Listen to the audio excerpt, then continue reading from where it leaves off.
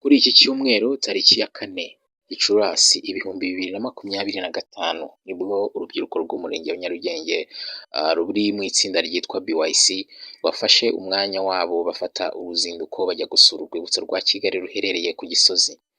Muri gahunda n'ubundi isi ndetse n'u Rwanda muri rusange turimo yo kwibuka ku nshuro ya 31 Jenoside yakorewe Abatutsi muri Mata 1994. Mu by'ukuri uru rubyiruko rusanzwe rukora ibikorwa bitandukanye birimo ibyabafasha gutera imbere, ibyabafasha guhuza impano bafite ariko bakazibyaza umusaruro mu by'ukuri bakiteza imbere nk'abajene. Bafashe iya mbere rero kugira ngo bamenye amateka igihugu cyanyuzemo, bamenye ese urwibutso rwa Gisozi rucumbikiye ayahe mateka abantu bakwiye kuba bamenya. Muri rusange ni uruzinduko rwagenze neza, aho urubyiruko rwasobanuriwe byinshi mu bigaragara mu by'ukuri biri muri uru rwibutso rwa Kigali. Mu by'ukuri babonye byinshi batari bazi, bigaragara ko uruzinduko rwari rukenewe koko.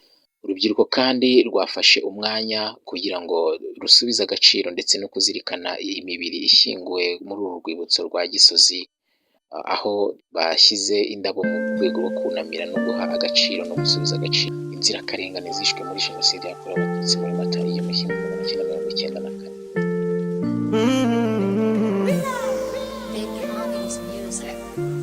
Shimwa Mana watumye twongera kubana nk'abatura Rwanda, kugeza n'ubu turacyari Rwanda. Waduhajije amarira, ubu turi kwiyubakira ku hahise, twigiye ku mateka wari waraheranwe n'agahinda. None ubu gushima birakubera, ubu uribuka ukiyubaka kandi ukababarira, ubikora nk'umunyarwanda. Ubu ntukagira ubwoba, ubuyobozi bwiza buguha icyizere ko bitazongera kuba. Ubu ndi kwenjoyinga kejiri clean ziri cyasha, turatarama bwije tugakesha. Komera Rwanda ubu uramurika, marira warize ubu ntagishoka. Si watabahize amarere sinari no kuvuka, na mama ntiyari gutwita. Witinya ahashize ntihatuma utabaho neza.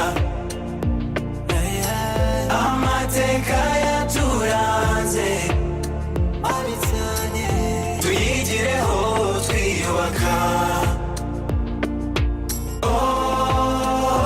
Witinya ahashize ntihatuma utabaho neza. Amateka yaturanze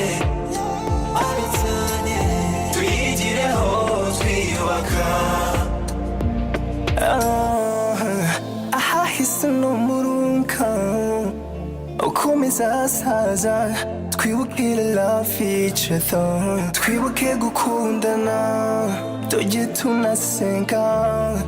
Imbaraga z'igihugu turi kumwe n'intore zirusha intambwe cyane, kandi tubirwanyiza amateka.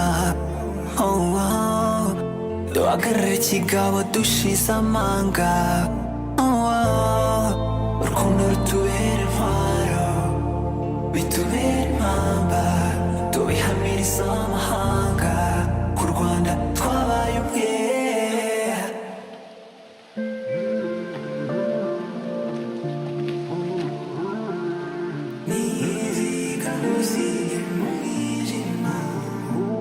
Inzozi mbi ibyo wanyuzemo nizikagusige mu mwijima. Amahoro n'ituze ganze mu mutima wawe, ibyabaye ntibizongere kubaho. And now I truly believe in what I see, and where we heading there is hope. Umunyarwanda azabaho.